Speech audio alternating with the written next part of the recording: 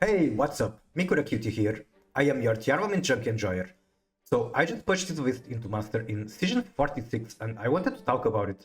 It's a mostly standard Tearlaments Fiendsmith list where every card has been widely used and experimented with aside for KRISTYA and Seraph Knight. However, these cards work very nicely together with what we standardly run, and for the price of 1 brick, you get a very powerful win condition. During my climb with this deck, I got a 13 win streak on stream, and later on a 8 win streak off stream, where KRISTYA was actually frequently the region I won. First of all, let's go over Abao. I absolutely love the art and effect it has, and it's one of the reasons I came up with this build. If you're not familiar with using her in tier yet, you might be wondering, why would I ever link far into this when Apollo USA exists? The truth is that you can very frequently have both, or even a board that looks like this, with Hulk, Apollo, Desiree and Abao. It often means your Apollo is going to be made with materials, which is still very strong, but there will be times where you can still make her chunky. Abao is then going to provide you with great utility, be it her non-targeting pop, the ability to tag out for any white or dark in your graveyard, such as Kitkabu's to Fusion Climb, maybe Sharon in response to Kaigeki, an Action Day that will bring you back into Desiree, or more commonly on this build, KRISTYA. After you survive your opponent's turn, she lets you cherry pick the perfect hand to finish off the match. Okay, so how do you do the Abao lines? Action Day is going to be the essential piece. The recipe you need in mind is that Action Day plus 2 bodies plus 2 discards means you get to have Abao, Apollo, and can actually use Abao effect again during opponent turn, which might not even be necessary if you already dropped KRISTYA onto the board. In order to add Desiree into this, you're either going to need main deck Lacrima as a surplus material, sitting right in your graveyard so that you can use its effect during opponent's standby phase, or you can simply reborn Agnum from Abao. Now that we know how to use Abaa, let's go over the deck profile. Like I said, most of these cards have been extensively used in tier Fiendsmith builds, and the only ones that really stand out are KRISTYA and Seraph Knight. They work together very nicely with our standard card, and for the price of 1 brick, you'll get a lot of wins even through Maxi. Either way, let me go through the cards individually. Once KRISTYA hits the board, your opponent is forced into a draw the out situation, as it requires very specific cards to deal with. Nibiru won't work, Kaijus won't work, EXT and their spreadsheet combo lines will not work.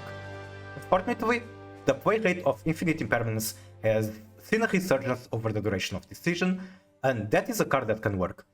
That being said, if your opponent resolved Maxi, it's still a good bet to try to push for KRISTYA over passing on nothing and just getting OTK through an empty board. Having 20 cards in hand is not going to save them if they didn't draw the specific out.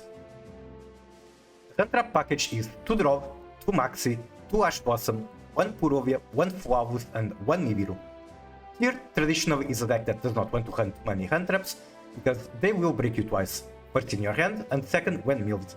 On top of the fact that the deck codes breakthrough boards with nothing but gas, taps have changed, and this isn't true anymore against the currently tier S decks. The Hoach needs no explanation, it's a win condition by itself. Ash Blossom does very little against Mavis, and despite being an out to the Hoach and Charmit, I just much prefer to roll myself. On top of the fact that KRISTYA can very often be a win condition through these cards anyway. Roll with Raizu and Mitsu, and tier Fiendsmith can very comfortably self-draw to beat Charmit and Hoach as well. This is one of the reasons I enjoy this deck so much in current format. Focus is just very similar to the Hoach, and Puru does enough while also being an Aqua. It can be a Tearlaments fusion material. Cards being level 4 are also very relevant because they can be turned into Lugares. Next we have Tier as the main engine. I have the maximum wiggle amount of copies for main deck monsters with 1 Halfnist, 2 Shiren, 3 Rhinoheart, 1 Tier Cash. I also included 1 Ferrier, which is a card you're going to be very happy to see in your hand, going first or second. It's basically an extra copy of Tier Cash with benefits. I nearly maximized the Tier Backhaul with 1 Griff, 2 Scream, 1 Heartbeat, 1 Meta Noise, 1 Crime, 1 Subek and 1 Trivi Karma. While this can be bricky if you cannot get your plays going, it does mean that you're going to have great mill quality and all sorts of different utility to pick from on your searches. The main reason I chose to do this is that you want to fuel up your hand with discard fodder for Abao, and increase the chances of protecting KRISTYA with Crime. With all these backhaul cards that activate from the graveyard, adding a foolish Purial Goods felt like a no-brainer. The next engine is Fiendsmith. Here the rights are as standard as it gets.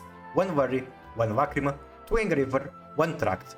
Really not much to talk about it, it's a great engine that despite choking your extra deck, it's very compact in the main deck and solves a lot of issues that tier has.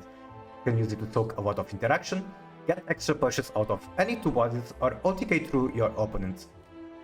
Last engine is Brilliant Fusion, with 3 copies of this card, 1 Nephirim and 1 Quartz.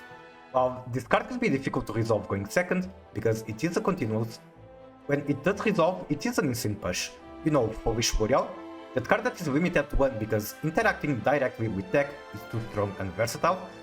Apparently, Konami thinks that if you pack 2 Foolishes and a fusion effect to a single card, then it's completely fine.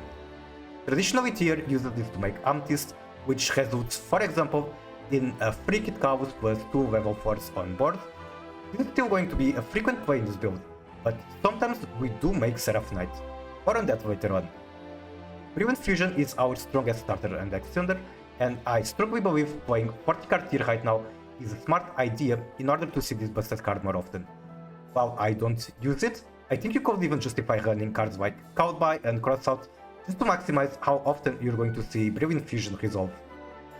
The Quartz could be replaced with Iolite, which is an Aqua Gemini, and can be recycled back into the deck through tier fusions in case it comes into rotation early. However, in this build, I do like that Quartz can be directly turned into Moon, which specifically requires effect monsters as material.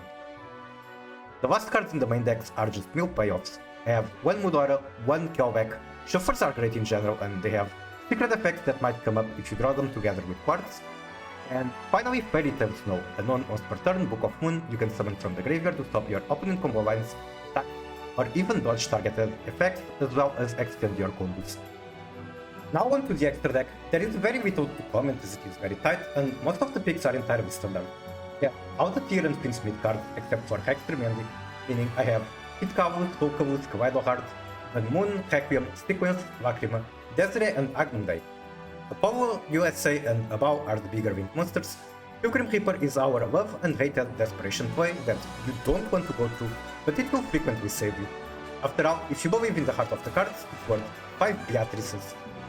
Lucaris is a very versatile card that can either give you gas through 2 draws into 1 discard for effect, OTK potential, especially when doubling the attack of Fiendsmith equipped with Agnum for massive piercing damage, or extension by summoning a monster from graveyard in defense position. Very remarkably in this build, this can be KRISTYA. Seraph Knight is the only card I would say is not standard here. I cut SP for it, which honestly is a big price, but in case you don't have to or don't want to Foolish a tier name through Brilliant Fusion, this card will get you an extra normal summon and the ability to Foolish any white. You can throw KRISTYA into rotation, or maybe Snow or Engraver. Brilliant Fusion makes Seraph Knights and KRISTYA is a recipe that costs 1 discard, and in under 3 special summons will get you KRISTYA on board through Dugares. If Dugares was negated, you can still try to pivot into Moon and use your extra normal summon to climb to a bow and try again. Now that I have yapped enough about the deck, I'll close the video with a couple replays. If you want to find more of my content, I'd appreciate if you drop by my stream at twitch.tv/MikuRactivity, where I play mostly Tearlaments, but occasionally other decks or even games. Thank you so much for watching, bye bye and happy milling!